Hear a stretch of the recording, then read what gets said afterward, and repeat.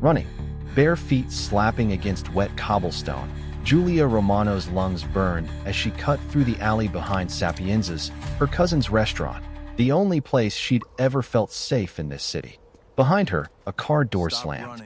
Then another. Voices she didn't recognize, low and urgent, closing the distance faster than she could open it. "Stop running, and this doesn't have to hurt," a man's voice called out, almost bored, like he'd said the line 100 times before. She didn't stop. She grabbed the fire escape ladder bolted to the brick wall and hauled herself up, palms tearing against rust, when a hand closed around her ankle and yanked her back down onto the pavement. The impact knocked the air from her chest. Above her, two men in dark jackets loomed, and one of them was already reaching into his coat. If your heart just dropped the way hers did, hit subscribe now, because in about 10 seconds, someone's about to walk into this alley who changes everything. Headlights swung into the alley mouth. A black Maserati skidded to a stop sideways, blocking the exit, and the driver's door didn't so much open as get thrown off its hinges by the man who came out of it. Salvatore Conti didn't raise his voice. He never had to. "You have 3 seconds to explain why your hands are on something that belongs to the Countess." The taller of the two men laughed, though it came out thin. Didn't know Salvatore Conti collected waitresses now. That was the wrong thing to say. Salvatore crossed the distance in 4 strides, and the tattoos climbing out of his collar, dark ink coiling up his neck like smoke, seemed to move with him in the flickering streetlight. He didn't pull a weapon. He didn't need to. He drove his forearm into the man's throat and pinned him against the brick, and the second man's hand froze halfway to his coat when he saw the look on Salvatore's face. "Wrong alley," Salvatore said quietly. "Wrong girl. Wrong night to test me." Giulia scrambled backward until her spine hit the dumpster, chest heaving, staring at the man she'd served coffee to every morning for the past 6 months. The quiet, unreadable regular who always sat in the corner booth and always left cash under the saucer, more than the bill required, like he was trying not to be noticed and failing at it completely. "Giulia." He said her name like he'd practiced it. He crouched in front of her, and up close, the ink covering his knuckles and creeping up his forearms looked less like decoration and more like a record of things he didn't talk about. "Look at me. Are you hurt?" "Who?" Her voice cracked. "Who are you?" "Someone who should have told you the truth 3 weeks ago." His jaw tightened. Behind him, the two men were being dragged toward a second car by men who'd appeared out of nowhere, silent as shadows. "But right now I need you to trust me for the next 5 minutes, and then you can hate me for as long as you want." She didn't trust him, not even a little, but her legs wouldn't hold her, and the alley was spinning, and when he reached for her hand, she found herself taking it. He pulled her up gently, too gently for a man who'd just choked someone against a wall, and steadied her when her knees buckled. This close, she could see a fresh cut along his cheekbone, could smell gunpowder faintly under his cologne, could feel the tremor in his hand that he was trying to hide. "They were going to take me," she said, the realization landing late, the way shock does. "Why would anyone want to take me?" Salvatore's eyes flicked toward the mouth of the alley, toward the street beyond it, scanning like a man who never stopped scanning. "Because the Marchettis found out you mean something to me. And in this city, that's the same as putting a price on your head. I don't even know you. You know I tip well, and I hate cold espresso," he said, and for a half-second something almost like a smile ghosted across his mouth. "Everything else, I'll tell you. But not here." A third car rolled up behind the Maserati, and this time the man who stepped out was older, silver at the temples, dressed like he'd walked out of a boardroom instead of a war. He looked at Giulia the way a jeweler looks at something he's already decided to steal. "Sal." The older man's voice was pleasant, which made it worse. "You didn't tell me she was so lovely. No wonder you've been so distracted lately." Salvatore stepped in front of Giulia without seeming to move at all. Just suddenly, he was between her and the newcomer, solid as a wall. "Get back in your car, Enzo." "That's not how this works anymore." Enzo Marchetti smiled, and the streetlight caught the gold ring on his finger, the Marchetti crest etched into it. "Your father took something from my family 20 years ago, and I've been very patient waiting to even the ledger. I think I've finally found the right currency." Giulia felt Salvatore's hand tighten around hers, and for the first time since the ladder, since the hand around her ankle, since the gun that never got drawn, she understood that running hadn't saved her at all. It had only led her straight into something far bigger than an alley, and far more dangerous than two men in dark jackets. Enzo Marchetti's smile didn't waver, but something behind his eyes recalibrated, the way a predator adjusts when its prey turns out to have teeth. "You're not going to introduce me? You already know who she is," Salvatore said. "That's the problem. Giulia Romano." Enzo said her full name slowly, savoring it, and she felt the sound of it in his mouth, like something dirty. 26. Waitress at Sapienza's. Mother passed 4 years ago. Father's whereabouts unknown. Cousin Marco owns the restaurant and owes considerably more in gambling debts than he's ever told you about. He tilted his head. "Did you know that part, sweetheart? About Marco?" Julia's stomach dropped. She hadn't. Marco had always waved off her questions about the restaurant's finances. Always said things were tight, but manageable. "Don't," Salvatore warned low. "I'm simply explaining the currency I mentioned." Enzo's tone stayed light, conversational, which made every word land heavier. "Marco Romano owes my family $400,000. I could collect it tomorrow and put him in the ground, or I could be generous. Patient men are rewarded. Sal, you know this. Say what you came to say." "Her." Enzo nodded toward Giulia like he was pointing at furniture. 1 month. She comes to the estate. She's treated like royalty, and Marco's debt disappears. Refuse, and I burn everything you both love to the ground, starting with that charming little restaurant." Giulia's mouth went dry. She looked at Salvatore, waiting for him to laugh, to say this was insane, to tell this man to get back in his car, but Salvatore's jaw was a hard line, and he wasn't looking at Enzo anymore. He was looking at her, like he was already calculating how to survive whatever came next. "She's not a bargaining chip," Salvatore said finally. "Everyone's a bargaining chip." Enzo checked his watch. "You have until Friday. Think it over. And Sal, try not to get her killed before then. That would defeat the purpose."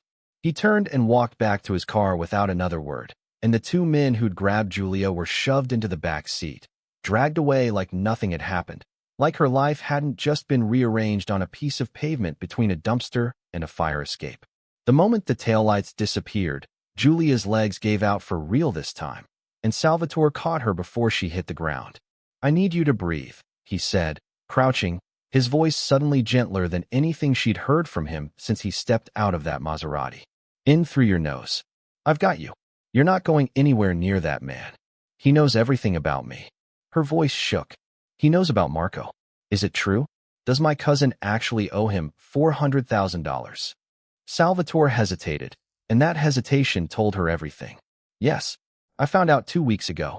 I've been trying to handle it quietly, by the debt myself before Enzo could use it as leverage. I was too slow. 2 weeks. She pulled back from him, anger cutting through the shock. "You knew for 2 weeks that my cousin was in danger, that I might be in danger, and you said nothing? You just kept sitting in your booth every morning drinking your coffee and watching me like some kind of guard dog. Like someone who was trying to fix it before you ever had to know it was broken." His voice cracked slightly on the last word, the first real crack she'd seen in him. "I didn't want you to look at me the way you're looking at me right now. Okay, be honest in the comments. If someone you trusted knew your family was in danger and stayed quiet to protect you, would you forgive that? Or would that be the end of it for you? I need to know where you stand before batch 3. How am I looking at you? Like I'm one more man in your life who decided what you deserve to know." That landed harder than she expected, because he wasn't wrong, and because underneath the anger there was something else clawing its way up. The memory of every morning he'd asked how her shift was going, remembered her order without being told, once walked 3 blocks in the rain to bring her an umbrella when he noticed she didn't have one. None of that had felt like surveillance. It had felt, God help her, like being seen. "Take me to Marco," she said. "Now. I need to hear it from him." Salvatore nodded once, helped her to her feet, and this time when his hand found the small of her back to guide her toward the Maserati, she didn't pull away. The drive to Sapienza's took 6 minutes in silence, broken only by the tick of his blinker and the sound of her own pulse in her ears. When they arrived, the restaurant's lights were still on despite the late hour, and through the front window, she could see Marco pacing behind the register, phone pressed to his ear, his free hand dragging through his hair in a way she recognized from every crisis he'd ever tried to hide from her.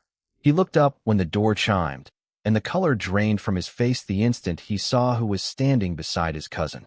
Giulia. He set the phone down slowly, like it might explode. What is he doing here?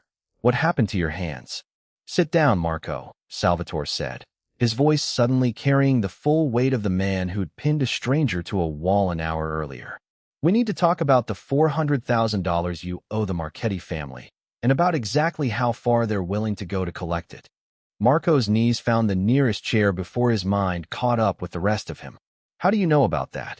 I make it my business to know things that could get people I care about killed, Salvatore said. He pulled out the chair across from Marco and sat, unhurried, though Giulia could see the tension coiled in his shoulders. Start talking. All of it. Not the version you've been feeding Giulia. Marco's eyes darted to his cousin, pleading, but she folded her arms and stared him down the way she had since they were kids, and he tried to talk his way out of trouble. It started 18 months ago, Marco said finally, voice hollow. The restaurant was bleeding money after the renovation. I took a loan from a guy who said he had connections. I didn't know it was Marchetti money until it was too late to walk away. You didn't think to tell me the restaurant was failing? Giulia's voice cracked. I've been picking up double shifts for you, Marco. I gave up my apartment to help cover payroll last spring. I know. He wouldn't look at her. I kept thinking I'd fix it before you ever had to find out.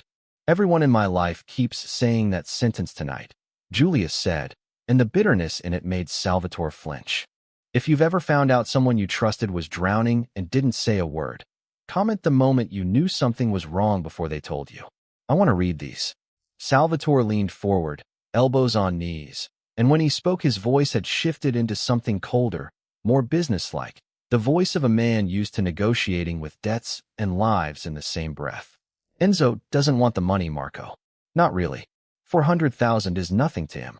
He wants Giulia in his house, and your debt is just the door he's using to get her there. Marco's face went gray. I didn't know. I swear to God, I didn't know he'd use it like that.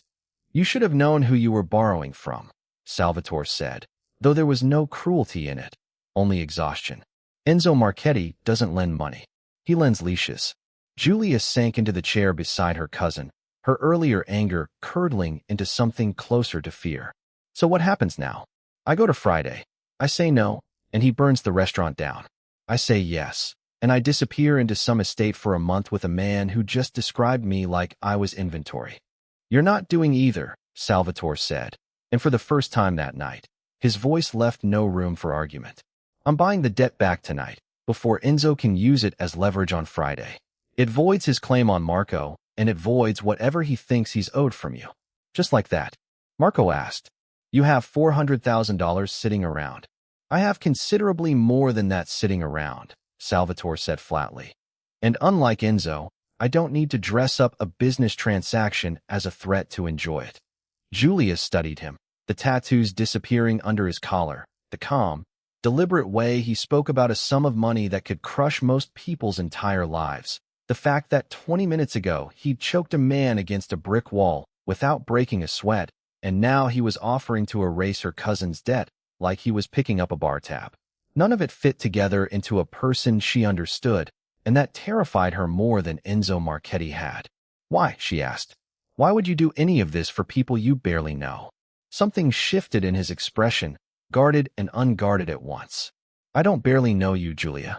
I've had breakfast 11 feet away from you nearly every morning for 6 months. I know you always give the last croissant to the kid who comes in before school, even though he never has enough money to pay for it. I know you hum when you're annoyed instead of complaining.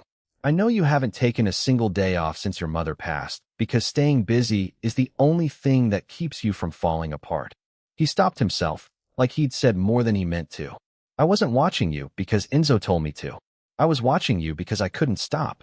The silence that followed was thick enough that Marco quietly stood and walked toward the kitchen, muttering something about giving them a minute, though neither of them noticed him leave. That's not an answer, Giulia said softly. That's a confession. Then let it be one.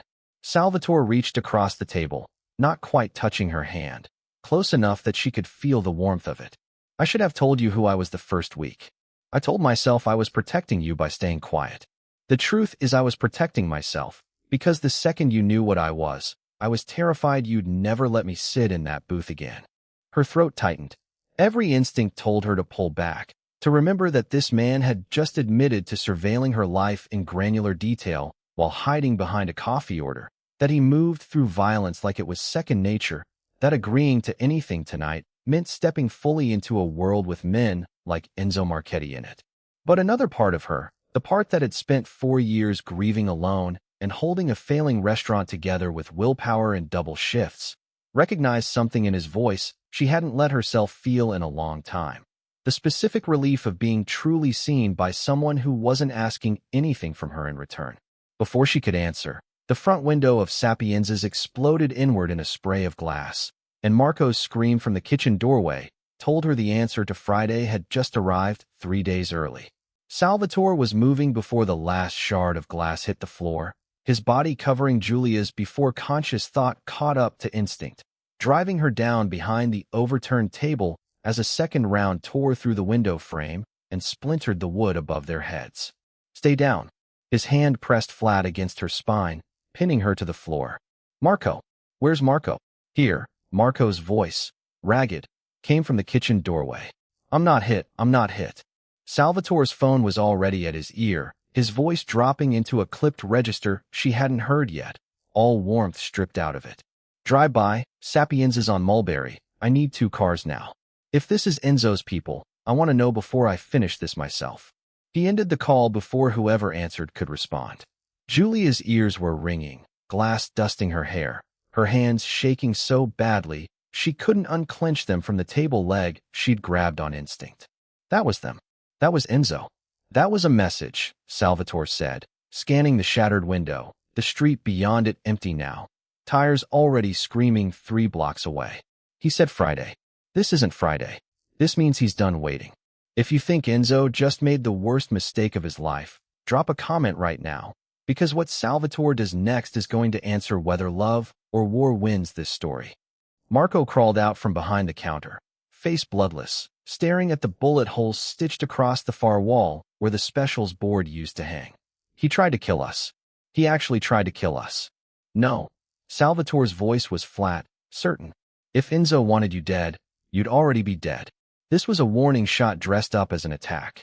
He's telling me he can reach into my world whenever he wants, that buying back your debt doesn't buy back control." He helped Giulia to her feet, checking her hands, her arms, running his thumb briefly over a shallow cut on her forearm from the flying glass before he seemed to catch himself doing it. "You're bleeding." "I'm fine." She wasn't. Not really. But the adrenaline was doing its work, keeping the shaking contained to her hands. "Salvatore. What did he mean, doesn't buy back control?" His jaw tightened, and for the first time all night, she watched him choose his next words carefully, the way a man chooses which wire to cut. "Enzo isn't just angry about an old debt between his family and mine. 20 years ago, my father took something from the Marchettis that wasn't money. It was a person. Enzo's sister was supposed to marry into an alliance my father arranged, and my father helped her disappear instead because the marriage would have destroyed her. Enzo has spent 2 decades waiting to take something back that matters as much to Akane as his sister mattered to him." Giulia felt the floor tilt beneath her. "And he's decided that's me.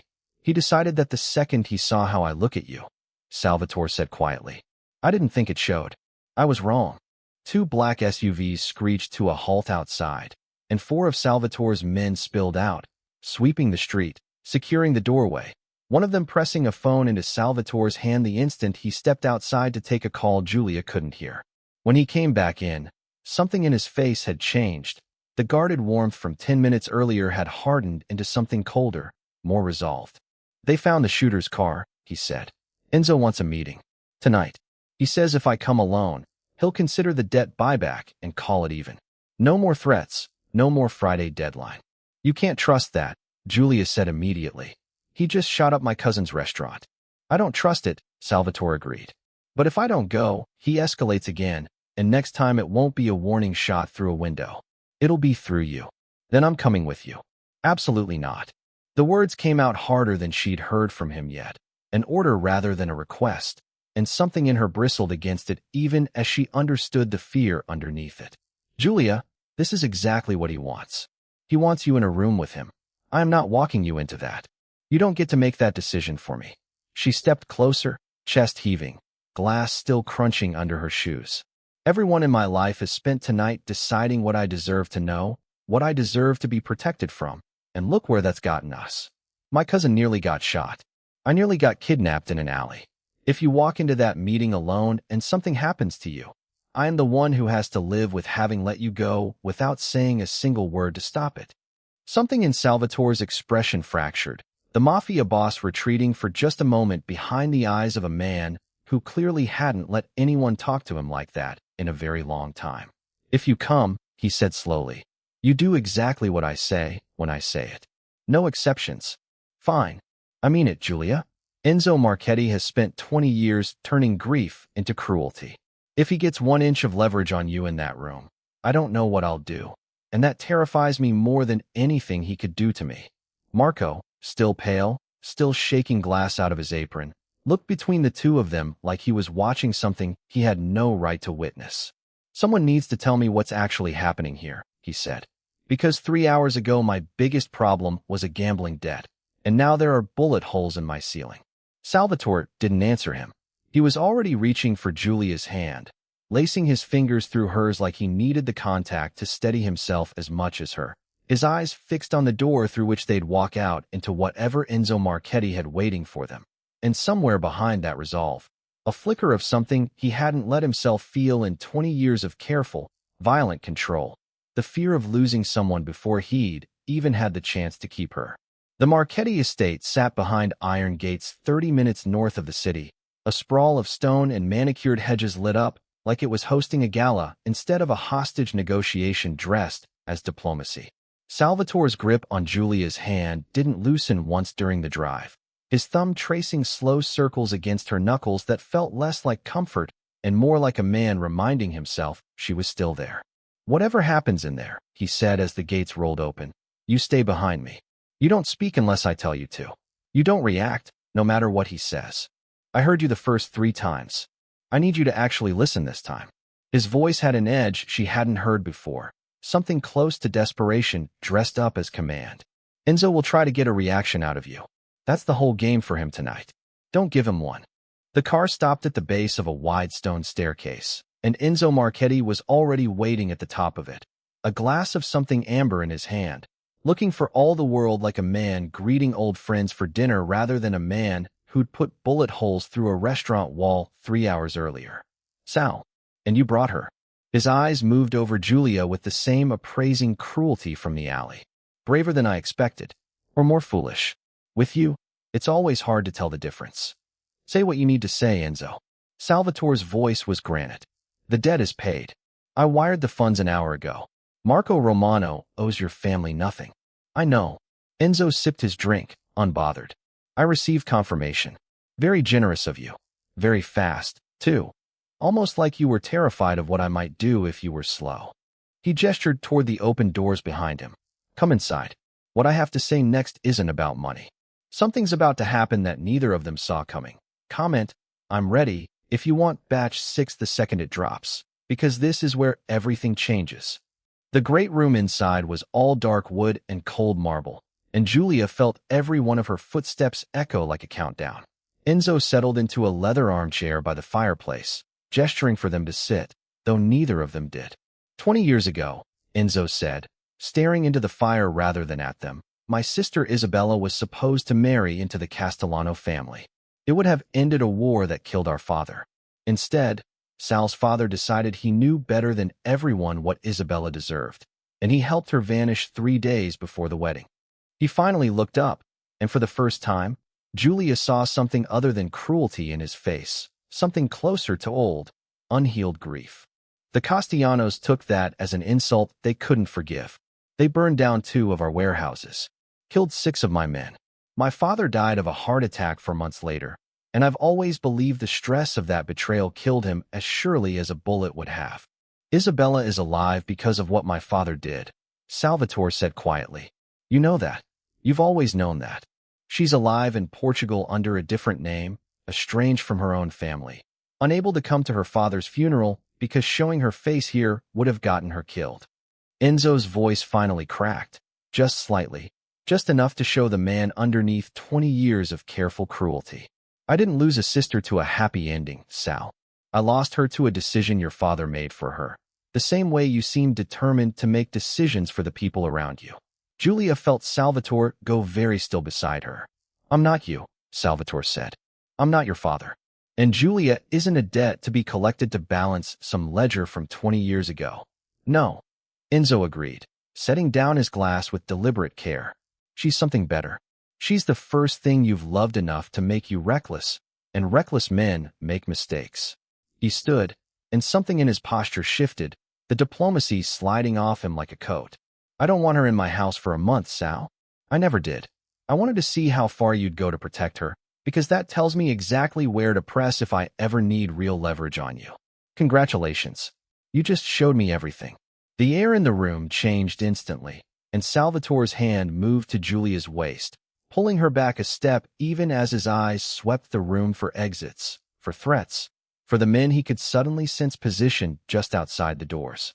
You said if I came, this was over, Salvatore said, low and dangerous. I said I'd consider it even. I never said this was over.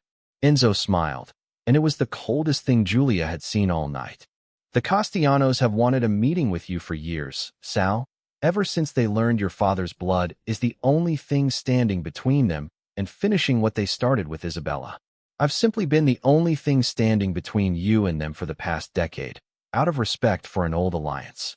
That courtesy ends tonight, unless you give me something in return. What do you want? Not her. Enzo's gaze flicked to Giulia, almost gentle now, almost apologetic. I want you to understand what it costs to love someone in this life, the way I understood it the day my sister disappeared. So I've already made a call, Sal. The Castellanos know where you are tonight. They know who's standing beside you. He walked toward the window, looking out at the dark tree line beyond the estate's grounds. I'd say you have perhaps 10 minutes before they arrive, and unlike me, they've never been interested in warning shots. Somewhere beyond the manicured hedges, headlights swept across the tree line, and Giulia felt Salvatore's entire body shift into something coiled and lethal beside her, his hand tightening around hers as the sound of multiple engines grew louder in the dark. Move. Salvatore's voice dropped to something Giulia had never heard from him, stripped of every ounce of warmth, pure calculation. He pulled her toward the side hallway even as Enzo watched from the window, unmoving, like a man who'd already gambled everything on this exact moment. You set us up, Salvatore snapped over his shoulder. I gave you a warning most men in my position never would have. Enzo called back, no longer smiling. What you do with the next 10 minutes is entirely up to you. Consider the debt between our families finally, truly settled. Salvatore didn't answer. He shoved through a side door into a narrow servant's corridor, phone already at his ear, barking coordinates to the men waiting outside the gates. Castellanos are inbound. 10 minutes. I need the car at the east wall. Now. Giulia's heart slammed against her ribs, glass-cut adrenaline from 3 hours ago resurfacing tenfold. Who are the Castellanos? What do they want with you? A war that never should have survived my father, Salvatore said, pulling her down a servant staircase 2 steps at a time. They believe killing me ends a grudge that's outlived everyone who started it. I was hoping to keep you far away from ever having to know that. Well, I know now. Her voice was steadier than she expected, steadier than she felt. So tell me what to do instead of what to feel guilty about. Something in his expression shifted, not quite a smile, but close to pride cutting through the fear. Stay against the wall. Move when I move. Don't stop for anything. Don't look back. Don't let go of my hand. 1 like, 1 share, 1 subscribe before batch 6 ends. Because whatever happens in the next 60 seconds decides whether this story ends in a wedding or a funeral, and you don't want to miss which one it is. They burst out of the servant's door into the cool night air, just as the first set of headlights crested the estate's outer drive, far faster than any warning 10 minutes should have allowed. Salvatore's men were already at the east wall, engine running, back door thrown open, and he half-carried, half-guided Giulia the final stretch across the gravel, shielding her body with his own the entire way. Gunfire cracked behind them. Not aimed, not yet. More warning than attack, but close enough that Giulia felt the vibration of it in her teeth. Salvatore shoved her into the back seat, threw himself in behind her, and the driver peeled out before the door had even fully shut, tires tearing gravel as the estate shrank behind them, headlights of unfamiliar cars swarming the driveway they'd just abandoned. "Are you hit?" Salvatore's hands were on her face, her shoulders, her arms, frantic in a way that had nothing to do with Mafia composure and everything to do with a man who'd nearly lost the one thing he hadn't let himself admit he needed. "Giulia, look at me. Are you hit anywhere?" "I'm okay." Her hands found his, stilling them against her cheeks. "I'm okay. We're okay." He exhaled like he'd been holding his breath since the alley behind Sapienza's, and for a long moment neither of them said anything, the car speeding through dark streets while his forehead dropped to rest against hers, both of them shaking with the particular exhaustion that only comes after surviving something that should have broken you. "I should take you somewhere safe," he said finally. "Somewhere far from this city, from Enzo, from the Castellanos, from everything I dragged you into tonight." "You didn't drag me anywhere." She pulled back enough to look at him properly, glass-flecked and blood-stained, and utterly unwilling to pretend the night hadn't changed something fundamental between them.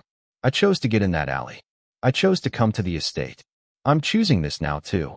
You don't know what this means yet. This means Castellanos who want me dead. This means a life where danger doesn't announce itself with a doorbell." His voice was raw, stripped of every defense he'd built over years of surviving exactly this life. "I need you to understand what you'd be choosing before you choose it. Then explain it to me. All of it. No more secrets. No more decisions made for my own good behind my back." She took his tattooed hand in both of hers, tracing the ink that curled around his knuckles, the same hands that had shielded her from bullets and glass and a man who'd tried to weaponize her existence for a 20-year-old grudge. "I've spent 4 years keeping my head down, staying invisible, making myself small enough that nothing bad could ever find me again after I lost my mother. Tonight taught me that doesn't work. Bad things find you anyway. I'd rather face them standing next to someone who'd burn the world down for me than keep hiding and calling it safety." Salvatore looked at her for a long moment, something fierce and unguarded finally breaking free across his face. 20 years of careful control giving way to a single unshakable truth. "I love you," he said, like the words had been sitting behind his teeth for 6 months of coffee orders and stolen glances and quiet mornings he'd never let himself name. "I have since the first week you started working there, and I have been too much of a coward to say it until tonight nearly cost me the chance." "I love you too," Giulia whispered, and when he kissed her, it tasted like gunpowder and adrenaline and the particular relief of finally being fully known by someone who chose to stay anyway. Behind them, the city lights blurred past the window, carrying with them the wreckage of Sapienza's shattered glass, Enzo Marchetti's cold ultimatum, and a war two families had never finished, but ahead of them, for the first time all night, there was only the dark road forward and 2 hands that refused to let go. If this story had your heart racing, hit subscribe now, drop a like, and share it with someone who needs a happy ending tonight. Because next week, Salvatore and Giulia's story isn't over, and you won't want to miss what the Castellanos do next.